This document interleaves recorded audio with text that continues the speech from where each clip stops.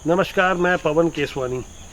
2021 में जब कोरोना की दूसरी लहर आई, तब खास करके अप्रैल और मई के महीने में लगातार जब ज़्यादा कोरोना के मरीज़ सामने आ रहे थे, चारों तरफ मौत, डर और संक्रमण का मंजर था, अभाव था। तो वेंटिलेटर, आईसीयू, ऑक्सीजन, तमाम तरह की असुविधाएं थी, अस्पतालों में जगह नहीं मिल रही थी। ऐसे में शासन ने एक आदेश जारी किया था कि जनरल वार्ड का 6,200 रुपये, आईसीयू का 12,000 रुपये और जहां वेंटिलेटर उसके लिए 17,000 रुपये की फ़ीस निर्धारित की थी। बावजूद इसके कुछ अस्पतालों ने जमकर मुनाफाखोरी की, उनके विरुद्ध हमने खबर भी चलाई और उसका असर हुआ कि लोग जागरूक होकर सामने आए। ऐसा ही एक घटना हमारे सामने आई। वो घटना थी हाईटेक हॉस्पिटल भिलाई की, जहां एक मरीज एडमिट थे, रमेश यादव। इनसे 2 लाख रुपए वसूले गए। इन्होंने आवाज़ उठाई और उन्हें सफलता मिली। मेरे हाथ में वो आदेश की कॉपी है। ये आदेश मुख्य जिला स्वास्थ्य अधिकारी की ओर से जारी किया, दुर्ग की ओर से। उन्होंने साफ तौर पे लिखा है कि किस तरह से मुनाफाखोरी की थी। इसके लिए पहल की थी एक सामाजिक कार्यकर्ता, जो कि कांग्रेस के प्रदेश महासचिव अरुण सिसोदिया। उन्होंने मदद की थी। मैं रमेश यादव से सीधे आपकी बात कराऊंगा, आप सुनिए उनकी बातों को। आखिर मामला क्या था, किस तरह से मेडिकल माफिया मुनाफाखोरी में लगे हुए थे। भिलाई के जाने माने हाईटेक हॉस्पिटल में, वहाँ जब लोगों को, मरीजों को लिया नहीं जा रहा था किसी तरह, रमेश यादव नामक एक कोरोना पीड़ित वहाँ जब एडमिशन वहाँ पा लेते हैं, वहाँ भर्ती होते हैं, तो उनके साथ कैसे वहाँ उनकी आप बीती होती, किस तरह से उनके साथ ओवर बिलिंग और दूसरी समस्या आई। रमेश यादव जी, आप बताएंगे आपके साथ क्या हुआ? हाँ सर, कोरोना के समय मैं बहुत परेशान था और किस तरह अस्पताल में मुझे जगह तो मिली, परंतु मैं जब 5 तारीख को भर्ती और 5 अप्रैल को अस्पताल में, तो उसमें अस्पताल में सिर्फ भर्ती लिया जा रहा था, कोई भी मेडिकल की सिस्टम उपलब्ध नहीं था।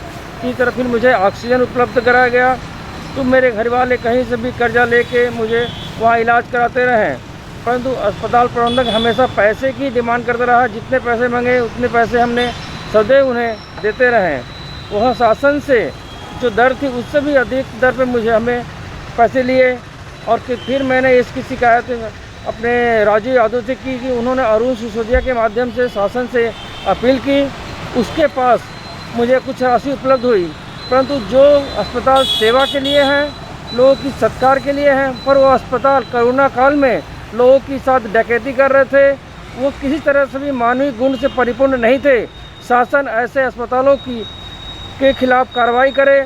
जो इंसान, जब समाज पूरा पीड़ित हो, उस समय वो वसूली में लगा हुआ हो। आप समझ सकते हैं, आपने सुना और महसूस किया उस दर्द को, उस तकलीफ को।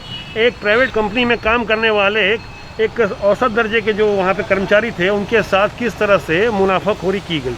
देखिए, जो हाईटेक हॉस्पिटल है या जितने भी निजी अस्पताल जो कोरोना काल में अंधाधुंध जो गरीबों के साथ, मरीजों के साथ, पीड़ितों के साथ, आम नागरिकों के साथ अत्याचार कर रहे थे, उसके खिलाफ हम लोग के द्वारा आवाज़ उठाई गई। और हमारे पास ऐसे दर्जनों लोगों ने आके शिकायत की कि निजी अस्पताल हाईटेक हो या फिर मित्तल हो या फिर अन्य अस्पताल है, उनके द्वारा मनमानी तरीके से फीस लिया जा रहा है। और राज्य सरकार के नोटिफिकेशन के बावजूद जो उनका निर्धारण किया गया था शुल्क का, उसके विपरीत काम करते हुए प्रतिदिन के हिसाब से लाखों रुपए की वसूली की जा रही थी, जबकि 6,000 और 10,000 का एक निर्धारण किया गया था राज्य सरकार के द्वारा।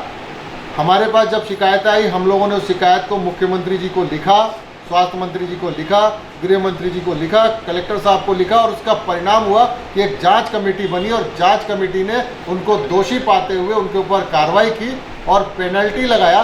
20,000 रुपये का पेनल्टी भी लगाया और 25,000 रुपये उस आदमी के लौटवाए उन रमेश यादव जी को। और जिससे कि वो परिवार आज इस चीज़ को तो महसूस करता है कि गलत का विरोध जरूर करना चाहिए और सही का साथ देते हुए आवाज़ उठाना चाहिए। आमतौर पर हाईटेक जैसे अस्पताल बड़े बड़े विज्ञापन और होर्डिंग लगाकर प्रचार प्रसार करते हैं और बड़े बड़े दावे करते हैं, लेकिन आपने देखा कि किस तरह से शासन ने उनके विरुद्ध ये आदेश जारी किया है।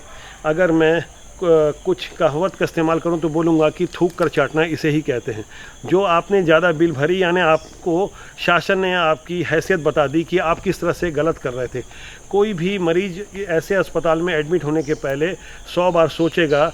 जहां इस तरह से मुनाफाखोरी होती है, उसके बाद शासन को ऐसे आदेश जारी करने पड़ते हैं।